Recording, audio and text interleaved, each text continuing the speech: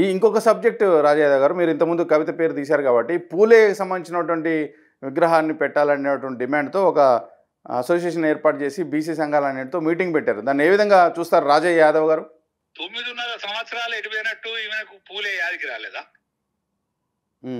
ఈయనకు వీళ్ళ తండ్రే కదా ముఖ్యమంత్రి. పూలే యాదికి రాలేదా? ఇప్పుడే ఎందుకు యాదికి వస్తాడు? ఏదో చెయ్యాలి, పార్లమెంట్ లో పోటీ చేయాలనేటువంటి తలంపు. దాని కింద పూలే యాదికి వస్తాడు. ఖబర్దార్ కవిత గారు, మా పూలేను దాకద్దు మీరు మా పూలేను సారాయి ముట్టుకున్న చేతులతోటి మా పూలేను తాకద్దు.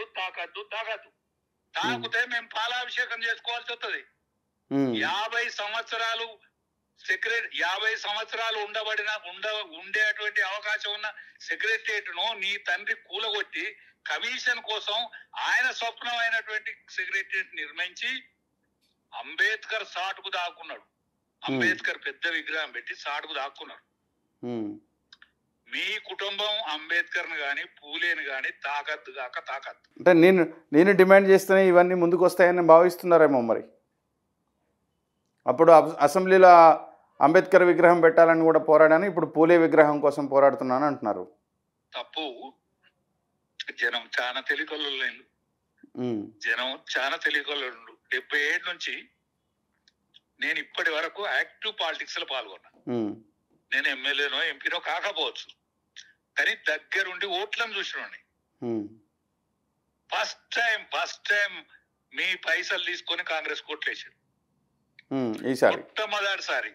మొట్టమొదటిసారి జనం మీ పైసలు తీసుకొని కాంగ్రెస్ పార్టీ కోట్లేసారు. కాంగ్రెస్ పార్టీ క్యాండిడేట్ దొరకలే, ఎందుకంటే పైసలు లేక పాపం.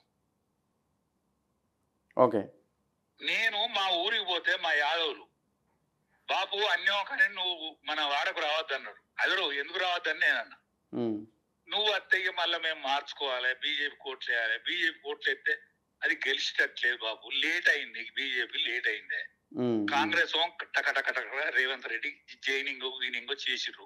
అందుకనే మేము టీఆర్ఎస్ ఓడిపోవాలంటే కాంగ్రెస్ కు ఓట్లు వేయాలి. మొన్నటి ఎన్నికలలో టీఆర్ఎస్ ఓడిపోయింది తప్ప కాంగ్రెస్ గెలవలే. మొన్నటి ఎన్నికలల్లా చూస్ చేసుకున్నారు ఎవరు ముందున్నారా అని ఓడించడానికి. ఎవడు ముందున్నాడు, టీఆర్ఎస్ ను ఓడిచ్చే మొగోడు ఎవడని వాళ్ళే జనం ఫస్ట్ టైం క్యాండిడేట్ ఎవరైనా దొరికిలా. మా ప్రకాష్ రెడ్డి దొరకలే, పరకాలం గెలిచిండు. మా వర్ధనపేట క్యాండిడేట్ దొరకలే, వర్ధనపేట గెలిచిండు. అనేక మంది కాంగ్రెస్ పార్టీ క్యాండిడేట్లు దొరకకుండా గెలిచిండ్రు. దానికి కారణం ఏంటంటే కేసీఆర్ పుణ్యం. రైట్. సరే, ఈ పూలే విగ్రహం గురించి ఏమంటారు మరి? బీసీ సంఘాలన్నీ మరి మద్దతు తెలుపుతాయా? వాళ్ళకి మనం పెట్టాలని డిమాండ్ చేస్తామా? ఏం చేస్తాం? ఆమె ముట్టుకోవద్దు, ఆమె పిలిస్తే ఎవ్వరు పోవద్దు. నేను విజ్ఞప్తి చేస్తున్నా. తెలుసో తెలియకుండా పోయారు, పోతే మీరు బీసీ అనబడరు. మనకి ఏకైక దిక్కు, సకల జనులకు దిక్కున్నళ్ళు మన ఆరాధ్య దైవం పూలే, అంబేద్కర్. వాళ్ళను కూడా వీళ్ళ సొంతం చేసుకునే ప్రయత్నం చేసినాక మనకి ఎవరు. Okay, right. రాజయ్య గారు, మరి ఇంత గట్టిగా మాట్లాడుతున్నారు. మీ పార్టీలో మీ గుర్తింపు కనీసం ఇప్పుడున్న పార్టీ అని మిమ్మల్ని గుర్తించాలి కదా? గుర్తించకుండా నేను పోరాటం ఊకుంటున్నా. రాజయ్య యాదవ్ కన్నా ఎరకలేదా? ఎరకలేకుంటున్నాడా? ఎమర్జెన్సీ నుంచి పోరాడతాను కదా. పోరాటమే అవుతుంది అనేది బాధ. పోరాటం ఒకరి పోరాటమే ఉంటది, ఒకరి జీవితం పోరాటమే ఉంటది. నాకు పోరాటమే రాసి ఉండొచ్చు. అద్వాని గారితో జనాదేశ యాత్ర చేసిన నేను. అప్పుడు ఉమ్మడి వరంగల్ జిల్లాకు అధ్యక్షుడిని. అద్వాని గారితో జనాదేశ యాత్ర చేసిన. అద్వాని గారు ఖండో నా మీద కప్పిండు, ఏ రక్కలేవు అని. అంటే నేను మామూలు యోగ్యత ఉన్నాను. నేనా కేసీఆర్ నా మీద ఈర్షపడ్డాడు, ఎందుకంటే ఆయన కంటే నేను ముందు మాట్లాడాలి. నేను మెదక్ జిల్లా ఇన్ఛార్జ్. అదే మీరు మాట్లాడిన తర్వాత వేరే వాళ్ళు మాట్లాడాలంటే కొంచెం కష్టమే. మీ స్పీచ్ ఉన్న వాళ్ళకి తెలుస్తుంది ఆ విషయం. హరీష్ రావు తెలివిగా రాజయ్య యాదవ్ మాట్లాడతాడు అనేది నేను మాట్లాడేది. నేను మాట్లాడినాక మన కేసీఆర్ గారు మాట్లాడేది. ఆయనకి ఎంతమంది ఈల కొట్టిల్లో నాకు అంతకంటే ఎక్కువ మంది ఈల కొట్టి. అదే మరి కోపం మరి.